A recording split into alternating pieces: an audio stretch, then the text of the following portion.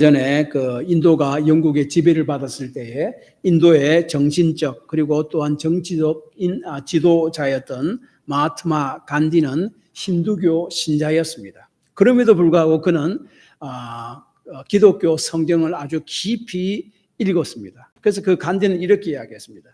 예수께서 말한 산상수훈은 종교 중에 종교다. 모든 종교의 다이아몬드다. 특별히 그 예수님께서 말씀하신 산상수훈을 깊이 마음으로 받아들이고 그것 따라 살려고 애썼고 노력했습니다.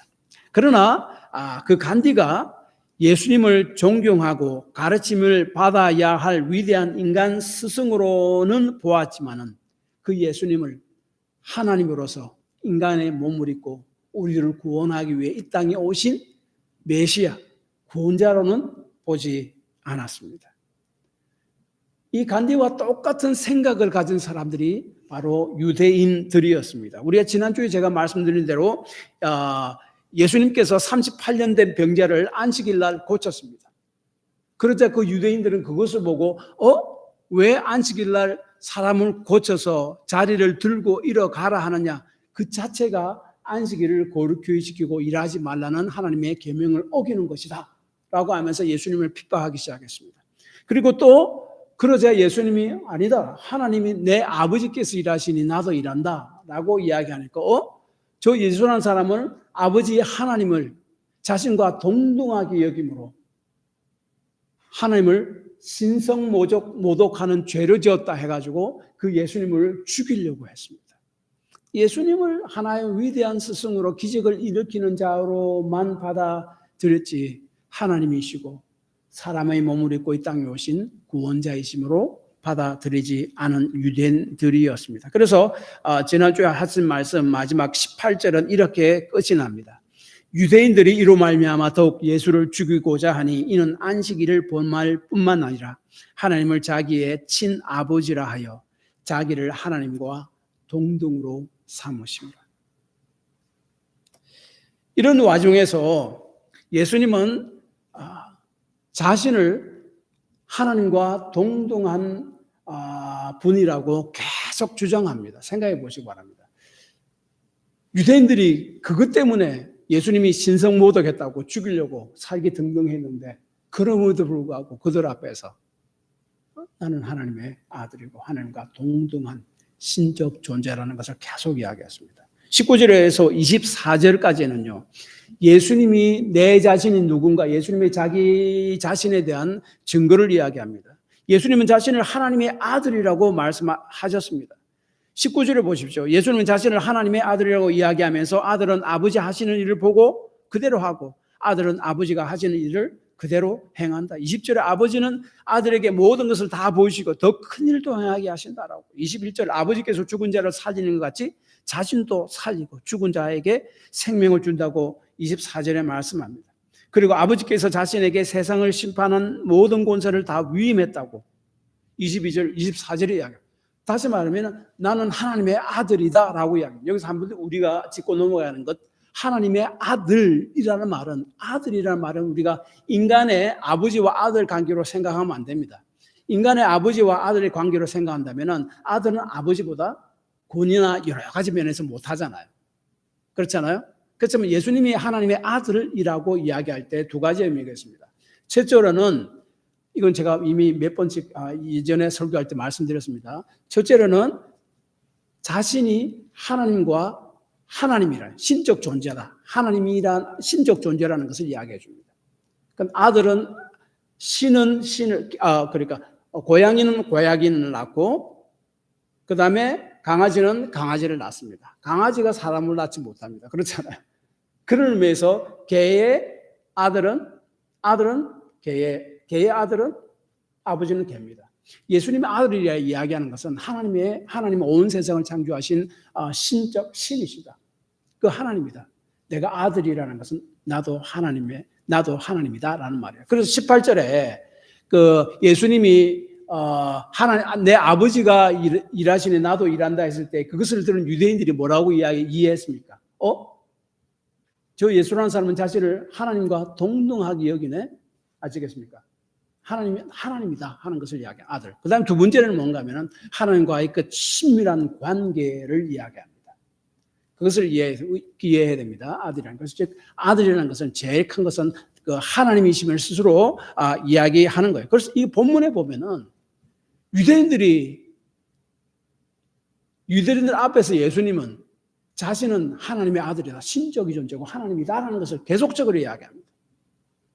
그것 때문에 자신을 잡아서 죽이려고 함에도 불구하고 말입니다.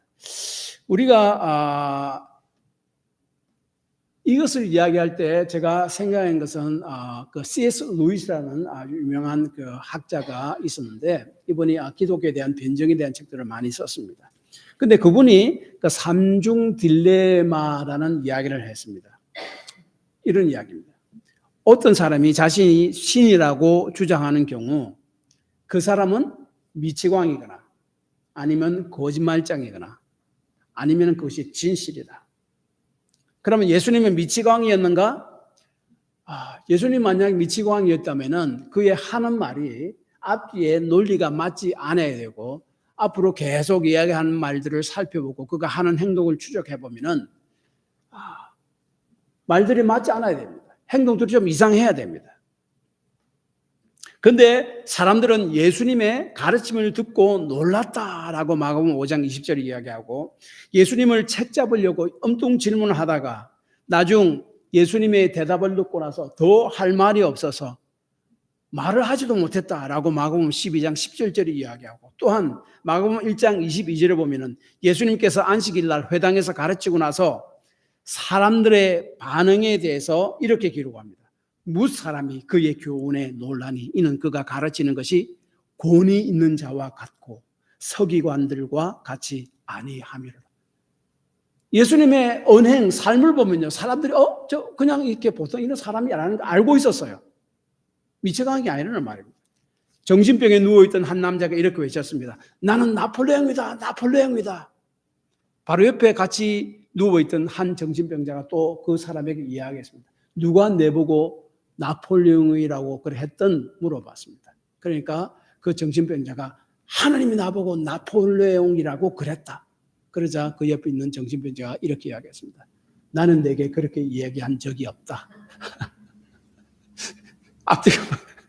아시겠습니까? 그래서 예수님 하신 말씀과 삶을 보면요, 미치광이는 아님이 분명합니다. 모든 말에 모순이 없고 일치하고, 그 말 속에 사람들이 옆에서 들어도 다른 사람, 위대한 이렇게 스승과 다른 어떤 말할 수 없는 권위가 있다는 것을 직감적으로 알아차립니다. 그러므로 예수님 미치광이가 아니었습니다. 그 다음에 한 가지, 예수님은 거짓말장이었는가 하는 겁니다. 한 사람이 거짓으로 자신을 포장한다는 말은 거짓말을 통해 자신이 얻는 이득이 있어야 합니다. 한국의 그 통일교 문선명이 죽었고 그 안에 한학자라는 사람이 교주가 되었잖아요. 요즘에 그 여러 가지 그 옛날 윤석열 이전 대통령과 그 부인에게 여러 가지 그 통일교에 대한 청탁을 했다는 이유로 이제 국감장에 불려왔었고 지금 그것 때문에 또한 지금 구속이 되어 있습니다. 그런데 이분이요, 2011년에 라스베가스에서 가서 도박으로 수십억 달러로 잃었다는 것이 이번에 그 국감장 그걸 통해서 나타났습니다. 자신은요, 뭐라고 이야기하냐면은 그 자신은 6,000년 만에 태어난 하나님의 유일한 직계 혈통 딸이자 독생자 하나님의 아들 예수와 짝을 이루는 전 세계의 하나뿐인 여성 메시아로서 독생여다라고 자칭했습니다. 인류의 참부모인 홀리 마더라고도 불렸습니다. 그는 그렇습니다. 결국 국정농단을 일으키고 지금 어디에요? 우선 감옥에 구속되어 있습니다. 이 모든 것은 자신의 이득을 위한 것이었습니다. 거짓말장이죠. 사실 이단들이 거짓말장입니다. 그런 것을 통해서 전부 다 자신의 이득들을 취하죠. 예수님은 그런 내가 하나님이다 주장함으로 말미암아 자신의 이득이 취한 것 있습니까? 많은 사람들이 예수님을 따라왔습니다. 그들을 불쌍히 여기셔서 그들의 병을 고쳐주시고 또 하나님의 복음의 말씀을 전했습니다. 그리고 기적도 베푸셨습니다. 그러나 사람들에게 주목받기 위해서, 사람들을 따라오게 하기 위해서, 자신에게 집중하게 하기 위해서 그런 일을 행하신 적은 한 번도 없습니다. 왜냐하면 예수님이 병을 고치시고 또한 오병이어의 기적을, 오병이어 기적 아시겠죠? 보리떡 5개와 물고기 2마리로 남자만 5,000명이 넘는 사람들을 먹이는 그런 기적 사건입니다. 병을 고치시고 그런 오병이어의 기적을 베풀어서 사람들을 먹이시자 사람들은 예수님을 붙잡아서 자신의 임금으로 삼으려고 했습니다. 얼마나 예수님을 반겼고 환호했겠습니까? 정말 위대한 사람이 나타났다. 그가 우리를 로마의 압제에서 구원해 줄 진정한 분이다. 이 배고픔에서 우리를 구원해 줄 사람이다. 얼마나 환영하고 따랐겠습니까? 그때 예수님은요, 그들이 자신을 잡아서 임금으로 삼으려고 하자 예수님 이들을 피해서 혼자 산으로 가셨다라고 6장 15절에 이야기합니다. 그리고 예수님은 자신을 하나님의 아들이라고 한 것 때문에 결국 유대인들에게 십자가에 못 박혀 죽었습니다. 그러므로 예수님 스스로 하나님 아들이라고 말씀하고 생명을 주신 분이고 세상을 심판할 하나님이라고 하신 말씀은요, 미치광이로서 한 말도 아니고 거짓말장이도 아니고 진실이었다라고 생각할 수밖에 없습니다. 이렇게 자신이 하나님과 동등하던 주장을 함으로 신성모독이라고 자신을 죽이려고 한 유대인들 앞에서 예수님은 자신은 하나님과 동등한 분이라는 것을 계속적으로 말씀하므로 예수님은 자신을 주장은 진실된 주장임을 강조했습니다. 그리고 나서 이 하나님과 동등하신 예수님께서 속한 것이 무엇인가에 대해서 예수님은 선포하시는데 그것이 바로 25절에서 29절까지 해서 말씀하고 있습니다. 하나님과 동등한 그 예수님이 선포한 그 말씀, 본문에서 선포한 말씀 그 2가지가 뭔가 하면 첫째는 예수님은 생명을 주시는 분이고 두 번째는 예수님은 세상을 심판하는 분이다. 20절에 아버지께서 아들을 사랑하사 자기가 행하시는 것을 다 아들에게 보이시고 또 그보다 더 큰 일을 보이사 너희로 놀랍게 여기게 하시리라 하는데 여기서 더 큰 일이 뭔가 하면은 바로 21절, 22절을 설명합니다. 사실은 21절 그 헬라어 원문 성경 보면은 제일 처음에 for, 영어로 for, 왜냐하면 헬라어로 gar이라는 단어가 나옵니다. 그 말이 뭔가 하면 더 큰 일이 보이리라 했는데 그 더 큰 일이 무엇인가에 대한 설명입니다. 왜냐하면은 하는 설명이에요. 그 큰 일이 뭔가 하면은 2가지로 이야기하죠. 그 생명을 주시고 이 세상을 심판을 하신 분이다. 그것을 구체적으로 25절에서 29절에서 29절까지 해서 이렇게 설명합니다. 먼저 예수님은 생명을 주시는 분이다라고 예수님이 스스로 이렇게 말씀하셨습니다. 24절에 보면 내가 진실로 진실로 너에게 이르노니 내 말을 듣고 또 나 보내신 이를 믿는 자는 영생을 얻었고 심판에 이르지 아니하나니 사망에서 생명으로 옮겼느니라. 여기서 하나님이 예수님을 이 땅에 보내셨다는 것을 믿고 예수님이 하신 말씀을 믿으면은 그것이 바로 하나님 말씀이고 그것이 진리임을 믿으면은 그 사람은 현재 영생을 가지고 있다라고 이야기합니다. 얻었고라는 말은 갤러로 현재입니다. 그리고 예수를 믿었던 그때는 이미 과거가 되어버립니다. 사망에서 생명으로 옮겨져서 지금 현재 생명 가운데 있다라고 이야기합니다. 그 다음에 앞으로 미래에 심판을 받지 아니할 것이라 라고 이야기합니다. 여기서 심판을 받지 아니할 것이다 라는 것은 헬라로 보면 현재형으로 쓰여 있습니다. 요한복음은요 현재와 미래를 겹쳐서 계속적으로 이야기합니다. 그러니까 지금 내가 예수를 믿음으로 통해서 예수 그리스도의 생명이 내 속에 들어와 있는데 그 생명이 내 미래의 천국 가서 또 계속적으로 그 생명이 있게 되는 거예요. 연결됩니다. 예수 믿지 않는 자는 이미 예수님과 동떨어진 삶을 살아가므로 심판받는 상태에 있는데 나중 종말에 마지막 때 예수님께서 마지막 심판하러 오실 때에 그들은 그때도 마지막 심판을 받게 된다. 그러니까 현재와 미래가 연결되어 있습니다. 그래서 그걸 뭐라고 실현된 종말론 혹은 시작된 종말론이라고 이야기합니다. 믿는 사람에게는 생명이 이미 시작됐고 쭉 이어지다가 예수님이 다시 오시는 날, 우리가 천국에 가는 날 완전한 생명 속에 들어가게 됩니다. 믿지 않는 사람은 지금 이미 심판 가운데 있는 삶이다. 왜냐하면 하나님을 떠난 삶이기 때문이다. 이따가 결국 마지막 때에 영원한 심판 가운데 있게 된다. 현재와 미래를 겹쳐서 이야기합니다. 그러나 28절에 그래서 이제 24절과 25절의 말씀은 좀 더 강조하는 것은 현재를 강조합니다. 예수를 믿는 그 사람은 현재 하나님의 생명이 그 속에 들어와 있다 하는 것을 강조합니다. 그런데 28절에 하나님의 덤성을 들을 때가 오나니라고 이야기하는데 이것은 이제 미래 마지막 심판 때를 가리킵니다. 예수님께서 우리에게 생명을 주신다라고 했는데 그 생명을 두 가지로 생각할 수 있습니다. 한 가지는 제가 볼 때는 하나님과의 교제의 회복이고, 그 다음에 한 가지는 죄로 인해 일그러진 하나님의 형상의 회복입니다. 하나님과의 교제의 회복입니다. 예수로 말미암아 예수님께서 우리 모든 죄를 다 짊어지시고 십자가에 죽으심으로 우리의 죄에 대한 값을 이미 다 갚으셨습니다.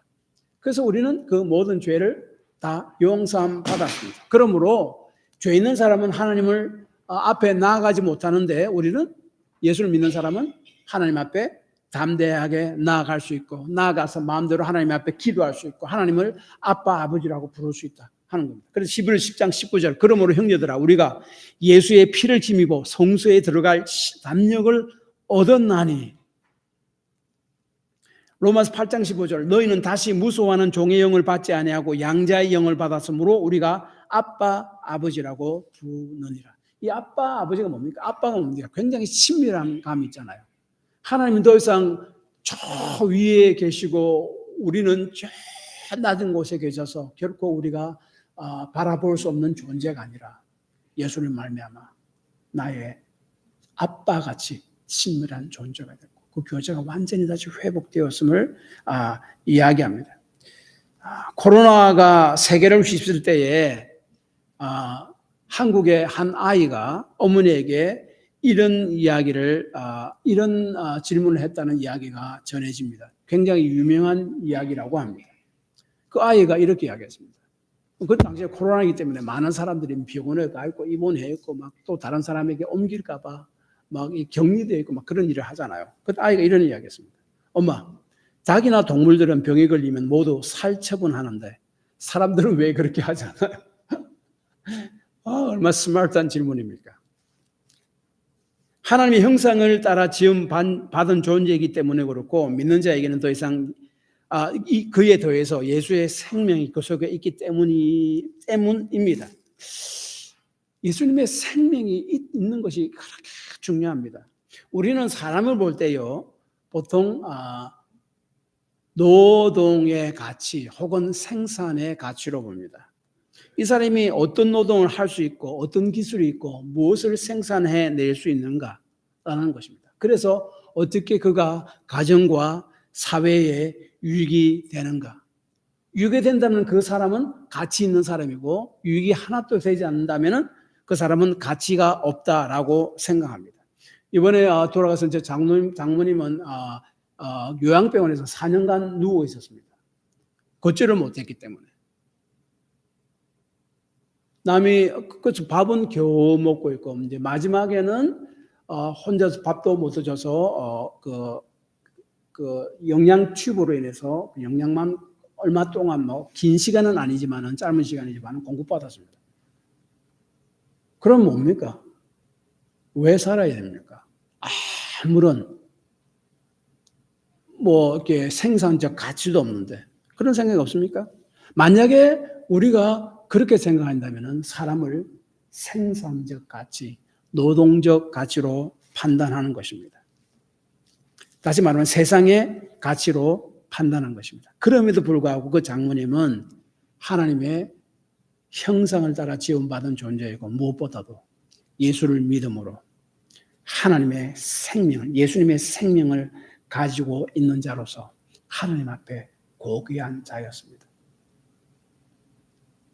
저는 이제 그 4년 동안 계속 아무것도 하지 못하고 누워있는 것을 보고 그것을 계속 되뇌었습니다. 생산적 가치로 보면 안 돼요.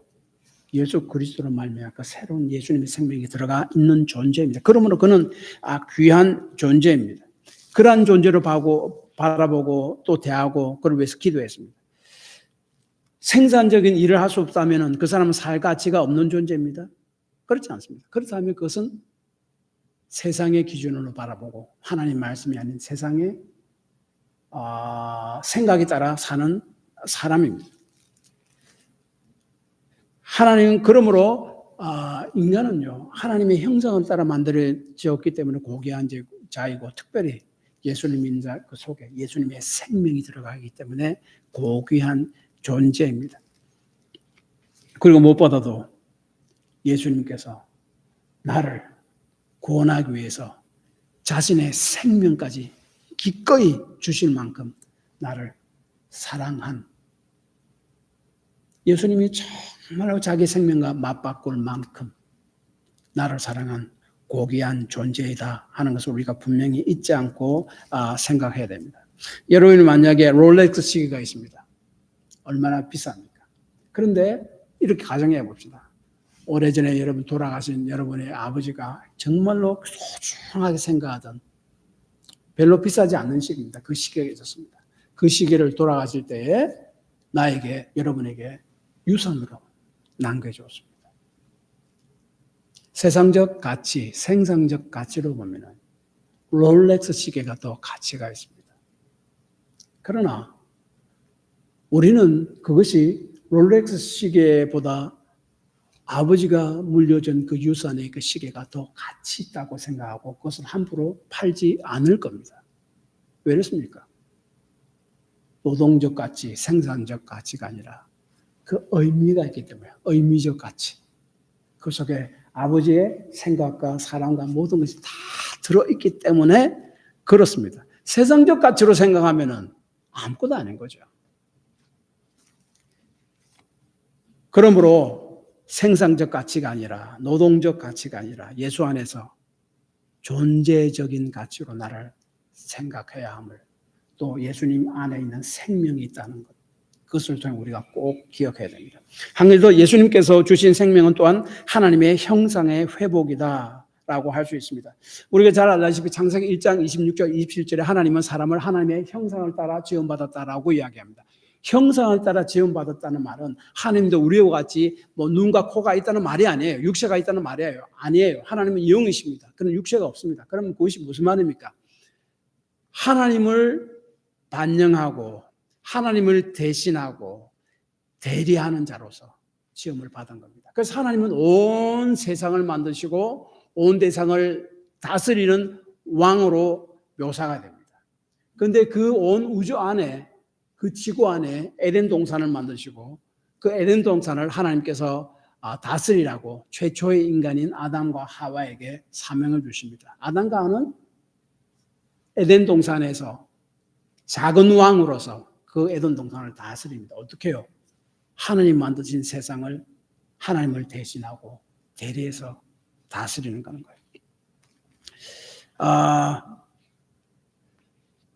근데 그 죄로 인해서 그 하나님의 형상이 다 일그러졌죠. 그러나 예수 그리스도로 말미암아 그 예수 믿는 자에게 예수님의 생명이 들어옴으로 말미암아 그 형상이 다시 회복되었습니다. 그래서 골로새서 3장 10절 새 사람을 입었으니 이는 자기를 창조하신 이의 형상을 따라 지식에까지 새롭게 하심을 입은 자다라고 이야기를 합니다. 그래서 예수를 믿음으로 말미암아 새 생명을 받은 자는 이 땅의 삶을 살면서 하나님을 대신해서 하나님을 대리하는 자로서의 삶을 살아가야 합니다. 그것은 우리가 잘 아는 그 달란트 비유에서 나타나잖아요. 어떤 주인이 먼 타국에 일 보러 갈 때에 자기 종들에게 5달란트, 2달란트, 1달란트씩 이렇게 달란트를 맡겨놓고 갑니다. 종들은 주인이 돌아올 때까지 그것을 가지고 주인을 대신해서 잘 비즈니스를 해야만 됐었습니다. 우리도 마찬가지예요. 우리는 하나님으로부터 우리 생명과 시간이라는 것을 부여받았습니다. 그래서 우리는 하나님의 회복된 하나님의 형상으로서 하나님을 대신하고 대리해서 이 땅에서 최선을 다해서 신실하게 살아내야 합니다. 그래 아무렇게나 사는 것이 아니란 말이죠. 이번 제가 한국에 방문했을 때 제 교회 후배를 만났습니다. 이 사람은 사실은 대학의 법을 전공했는데 신기하게도 법관이 되지 않고 비즈니스를 하고 있더라고요. 그래서 조그만 회사를 창업해서 지금 운영하고 있는데 어떤 제품을 개발했는데 그 약과 비슷한 제품입니다. 그런데 그 제품을 약과 함께 바르면은 약의 흡수력이 너무나 좋아져가지고 빨리 그 상처가 아문다는 거예요. 그리고 화장품에 그 제품이 섞여지면은 그 화장품의 그 효력 있잖아요. 흡수력이 빨라가지고 빨리 잘 나타난다는 거예요. 그리고 그것은 또 부작용이 없대요. 미국 FDA Food and Drug Administration 거기서 그 안에 3가지 인그리디언트가 재료가 들어가 있는데 그 전부 다 부작용이 없는 재료들이라고 이미 밝혀진 것도 그 재료를 사용해서 이렇게 만든 거예요.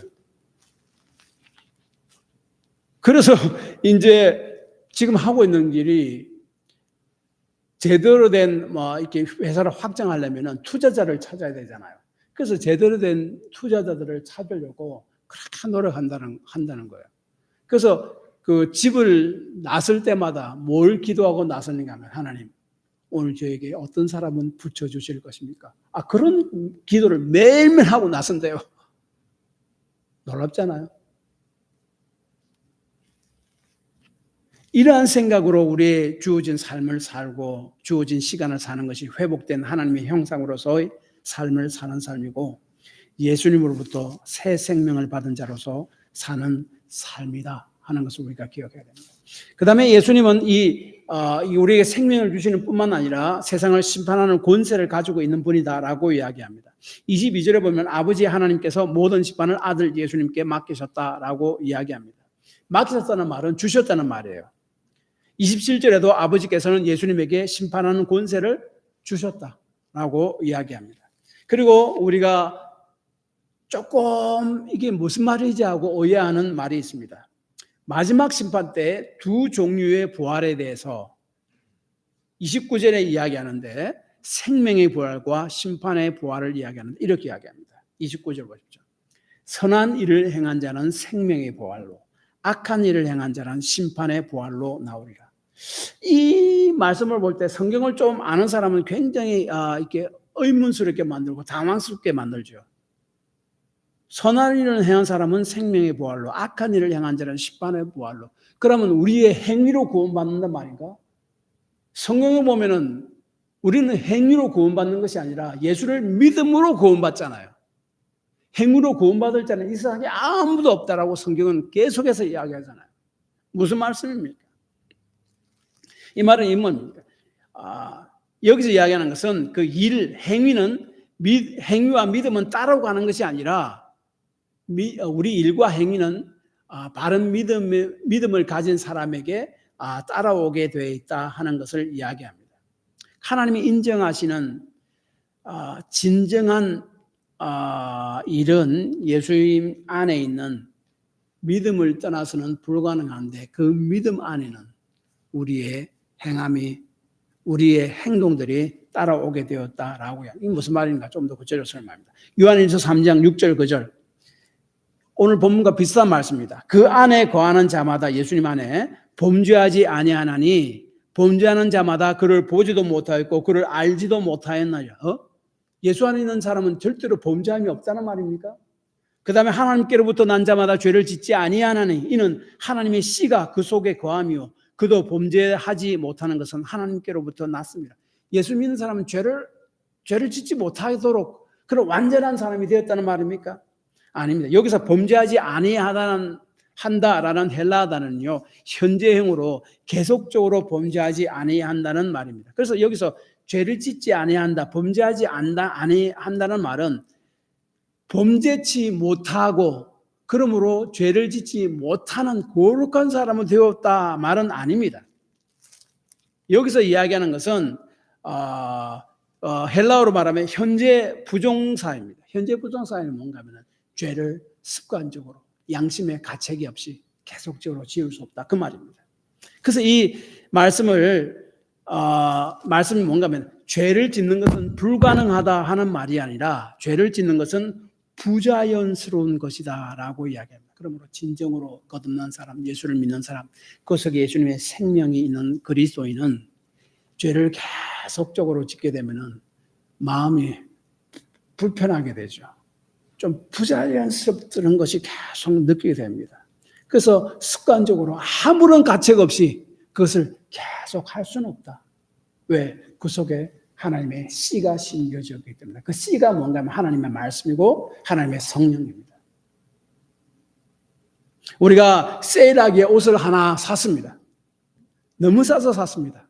근데 입어보니까 막 내한테 맞지도 않고 막 컬러도 이상하고 뭐 이상해요.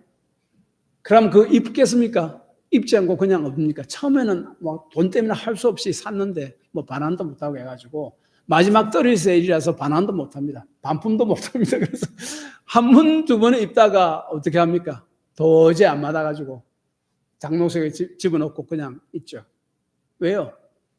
부자연스럽고 내한테 맞지 않기 때문에 그렇습니다. 여기서 죄를 짓지 못한다는 말도 그런 이야기입니다. 습관적으로 아무런 양심의 가치가 없이 계속적으로 그렇게 할 수 없다.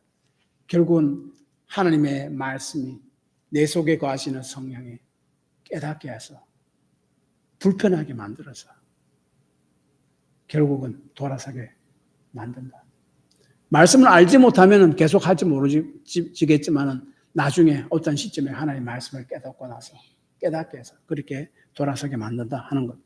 그러므로 경건한 삶은 우리로 하여금 거듭나게 하거나 거듭남을 유지시키는 역할을 하는 것이 아니라 오히려 우리가 거듭났다는 것을 증명해 줍니다. 그래서 29절에 선한 일을 행한 자는 생명의 부활로 부활한다 하는 말씀은 선한 일을 행해야 구원받는다는 말이 아니라 예수를 믿어 어렵게 된 사람을 이야기하고 그 사람은 성령께서 그 속에 있는 하나님의 말씀으로 점점 옳은 사람으로 만들어 가신다는 말이고 그런 사람이란 말이에요. 완벽한 사람이 아니라 물론 넘어지고 죄를 짓고 실수하고 내 고집 부릴 수도 있습니다.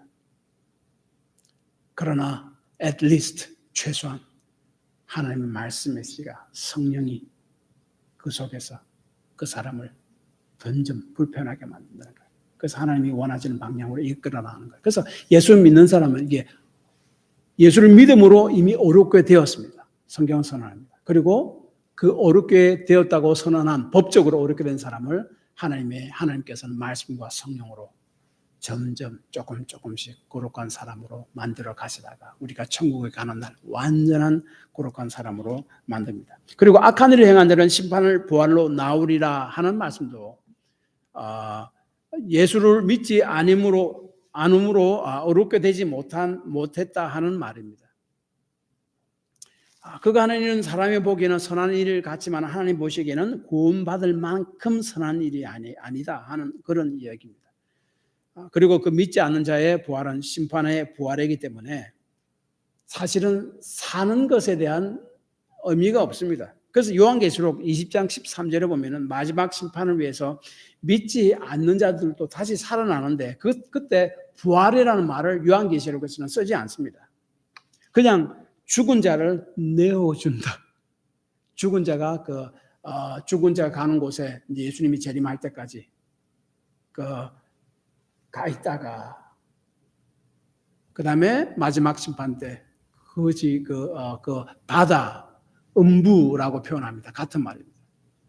내어줍니다. 그냥 내던져줍니다. 그래서 심판대 앞에 설 수 있도록 그 심판대 앞에서 영원한 심판을 받게 됩니다.